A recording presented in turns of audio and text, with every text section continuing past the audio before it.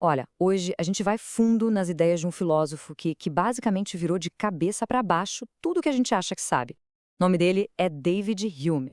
E ele questionou a realidade, a ideia de causa e efeito e até quem a gente é. As conclusões dele, sério, são bem surpreendentes. E tudo começa com uma pergunta que parece boba de tão simples. Então, a pergunta é essa: como é que a gente sabe com tanta certeza que o sol vai nascer amanhã? Parece óbvio, né? Sempre nasceu, então vai nascer.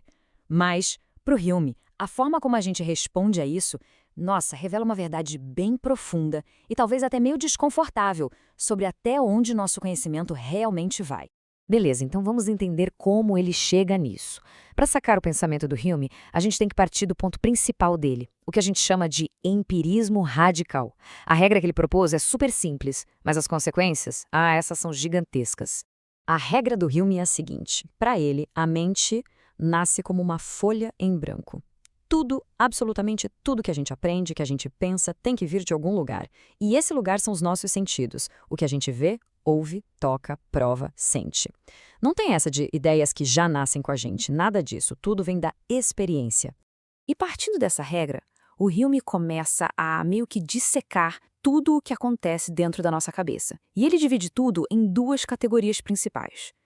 Pensa nelas como os blocos de montar, sabe? As peças fundamentais de todo o nosso pensamento. Então, de um lado, a gente tem o que ele chama de impressões. Pensa naquilo que é forte, vivo, intenso. É a dor de um corte na hora que acontece, sabe? É ver o vermelho de uma maçã ali na sua frente. É direto. E do outro lado, a gente tem as ideias. E o que são as ideias? São só cópias mais fracas, mais apagadas dessas impressões. É a lembrança daquela dor ou a imagem mental da maçã que você viu ontem. Uma coisa é sentir, a outra é lembrar. A impressão é sempre mais poderoso, não tem jeito. E aqui está o pulo do gato. Essa relação é uma via de mão única, sempre. Primeiro vem a impressão, a experiência real, e só depois vem a ideia, que é a cópia disso na sua mente.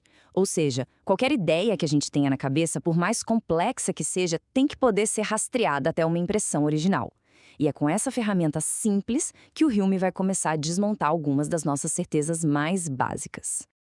Agora a coisa fica séria. Porque, armado com essa distinção aí entre impressões e ideias, o Hume vai mirar num dos pilares de como a gente entende o mundo, a famosa relação de causa e efeito. A gente vive com essa certeza, né? A gente vê uma bola de sinuca bater na outra e fala: a primeira causou o movimento da segunda. A gente vê nuvens escuras no céu e já espera a chuva. Parece uma lei da natureza, algo que está escrito nas estrelas, certo? Pois é, aí que vem a pergunta genial do Hume.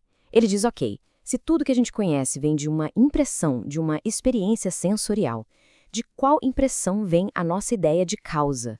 Pensa bem, a gente vê a bola A se mexendo, a gente vê a bola B se mexendo, mas em que momento a gente vê a causa? A gente vê essa força ou essa conexão mágica que liga uma coisa na outra? E a resposta honesta, segundo Hume, é: a gente nunca vê isso. O que os nossos sentidos mostram de verdade é só uma sequência de eventos. Primeiro acontece uma coisa e logo depois acontece outra. A causa mesmo, essa tal conexão obrigatória entre as duas, ela nunca é uma impressão. É uma coisa que a nossa mente coloca ali, no meio. Então, afinal, o que é a causalidade? Para o Hume, não é uma lei da natureza. É um hábito mental. É isso mesmo, um hábito. Depois de ver, sei lá, 1000 vezes o evento A acontecendo e logo depois o evento B, a nossa mente simplesmente cria uma expectativa. A gente se acostuma e começa a esperar que o B sempre vai vir depois do A. É uma coisa da nossa psicologia, não da lógica do universo. E pronto, voltamos para a nossa pergunta lá do começo. A nossa crença de que o sol vai nascer amanhã não vem de nenhuma prova lógica de que o futuro tem que ser igual ao passado. Ela vem simplesmente do hábito. É uma crença super forte? Com certeza. É útil para nossa sobrevivência? Sem dúvida. Mas uma certeza lógica, segundo Hume, não é. E se não bastasse abalar nossa confiança no mundo lá fora, o Hume vira esse ceticismo todo para dentro. Ele pega o mesmíssimo método e aplica numa das nossas ideias mais preciosas, mais íntimas, a ideia de que existe um eu que é permanente. O Hume propõe um experimento mental. Faça o seguinte: olhe para dentro de si agora. Tente encontrar o seu eu. Não um pensamento específico ou uma emoção, mas a coisa que está tendo esses pensamentos e emoções. O que a gente encontra de verdade? Olha, o que o Rumi disse é que toda vez que ele tentava fazer isso, ele nunca achava essa tal entidade única e estável. O que ele encontrava era sempre uma percepção solta, um sentimento de calor, uma memória da infância, uma preocupação com o jantar de mais tarde, um fluxo constante de coisas. Mas o eu, o observador fixo, esse nunca dava as caras. A conclusão dele, de novo, é radical. O eu não é uma coisa sólida, uma entidade, é um conjunto de percepções. É como se fosse um filme, sabe? Uma sequência de fotos passando tão rápido que dá a ilusão de um movimento contínuo. A gente seria mais como um rio de experiências, sempre mudando, do que como uma estátua de pedra, sempre igual. Não é exagero dizer que as ideias do Hume foram um verdadeiro terremoto na filosofia. Elas obrigaram gerações e gerações de pensadores a repensar tudo, a se perguntar, afinal, o que é conhecimento? E mais importante, quais são os seus limites de verdade? Para se ter uma ideia, o gigante da filosofia Immanuel Kant disse com todas as letras que foi o Hume que o acordou do seu sono dogmático. Foi por causa de Hume que ele teve que criar todo um novo sistema filosófico. E essa influência, ela chega até hoje. Ela está na base da filosofia da ciência, que hoje em dia lida muito mais com probabilidade do que com certezas absolutas, e está na psicologia moderna, que enxerga a mente como um processo, não como uma coisa. No final das contas, o ponto central do Hume é este aqui. Ele não estava dizendo para a gente parar de acreditar em causa e efeito, ou que a gente não existe. Não é isso.